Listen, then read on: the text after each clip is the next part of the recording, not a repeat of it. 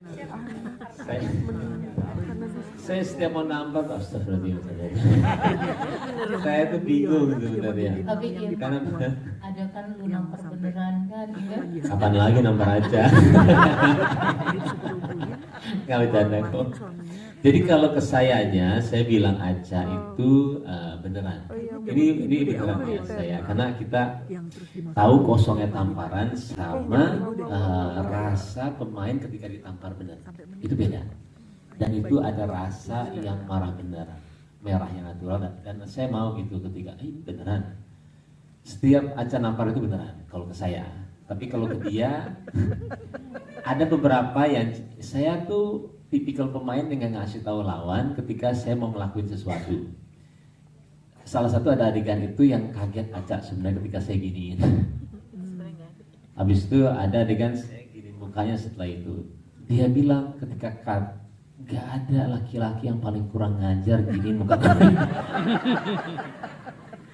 Tapi di situ ketika ketangkap kameranya natural dibandingkan kita kasih tahu dia dulu. Habis itu gue begini ya. Karena gini loh, kekagetan pemain ketika dilakuin oleh aktor lain itu adalah tontonan buat kalian semua. Tapi kalau udah keatur, gak akan kaget. Nah itu yang kadang-kadang ya kita nyelesainnya. Tadi ditanya berapa kali shot, berapa kali take. Kadang-kadang 1 kali take, 2 kali take doang. Karena setelah itu adalah pengulangan yang cuman hafalan. Tapi untungnya di sini juga ada banyak yang ngejaga semuanya ya ampun, orang-orang apalagi itu Mbak Putri. Dia itu yang ngasih tahu harus ini. Jadi lucunya tuh awal kan saya maca udah kenal ya Mbak Putri. Oke, ini ada aku sekarang ya, nggak boleh ada batasan-batasan. Ya, batasan apa nih saya bilang. Akhirnya kita caranya maju dari situ ke situ. Maju 1 langkah, masih nyaman atau enggak? Masih. 1 langkah maju sampai kita deket banget. Masih atau enggak? Untungnya kita udah kenal. Masih.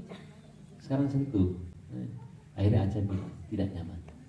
Nah di situ ternyata kita tahu batasannya sebagai pemain. Untungnya ada dia yang istilahnya kita tidak semeraut lah. Yang akhirnya ketika take itu saya izin. Saya boleh megang apa? Karena ini bukan nafsu pria. Ini buat penonton biar kaget. Saya izin boleh apa, gimana? Oh, Putri akhirnya ini boleh, ini nggak boleh. Jadi memang kita buat ini nggak ngasal-ngasalan. Semuanya atas persepsi penglihatan wanita-wanita yang mau nonton nanti gimana caranya jadi nyaman dan semuanya. Gitu. Sayang sekali tidak bisa hadir bersama-sama kita. Tapi artinya saya sudah sounding bahwa memang harus semakin besar perhatian pemerintah untuk bisa memberikan concernnya gitu, untuk bisa irisan-irisan dari undang-undang apa sih Mbak yang restitusi ya, kompensasi dari para pelaku kepada korban itu sama sekali belum ada satupun yang merealisasikan gitu ya. Jadi yang mohon maaf ya, jadi pemerkosa harus bayar restitusi untuk korbannya. Nah itu kan di undang-undang ini kan ada, tapi kan aslinya itu belum terrealisasikan dengan baik. Jadi ya mudah-mudahan dengan undang-undang yang semakin kita bisa sampaikan ke masyarakat luas dan juga melalui kampanye-kampanye seperti ini semakin banyak orang yang jerah. Itu aja sih. Di dalam atau tidak di luar parlemen, insya Allah saya bisa membantu dengan peran saya sekarang, termasuk dengan menyanyi lagu soundtracknya juga. Terima kasih. Oke, sudah kita jujur. Kita jujur ya. Bener. Ini jadi berita. Setahun yang lalu Pak Syaraf bilang, gimana kalau Mbak Im? Waktu itu Mbak Im gosipnya lagi luar biasa. Jawabannya jujur banget. Itu jujur ya, itu jujur. Jujur banget. Malam-malam saya berdua Pak Syaraf pergi ke kantornya Mbak Im. Karena memang yang paling cocok Mbak Im. Cuma waktu pas lagi ada isu itu ya Kak ya. Kita tanya, Im mau nggak main ini? Karena ini cocok buat lu, cuma adegannya jadi begini. Cuma lu yang kita mau. Mbak Im mau nggak? Ya Im. Terus Mbak Im bilang, Iya benar gitu. semua isu itu tidak betul dan saya mau main. Gitu. Jadi akhirnya Pak Syarat dan kami memilih Baim memang karena Pak Syarat udah bilang ini Baim, oh orang yang WhatsApp kita rame ya Pak ya, bener Baim, gitu ya Pak. Serius Baim, karena waktu itu memang isunya hangat banget ya Im, hangat seperti dalam film ini kan, gitu. Tapi karena kerja keras Baim dan juga acting coach kita Mbak Putri semuanya, begitu kalau Baim habis adegan, saya bilang mau Pak Syarat, serem ya Pak Baim kalau marah. Tapi saya mau, I think I want to talk. Baim di film ini, aduh, it's amazing. Luar biasa. Agree. Saya kerja sama seratusan aktor di Indonesia, Malaysia, India, tapi paling top. Wow, thank you. And saya pikir dia dapat banyak piala ya tahun depan.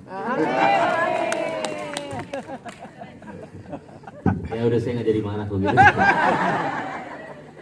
Tapi pukulnya keras sekali. Aja, Pak Syarat, ini betul-betul benar ya.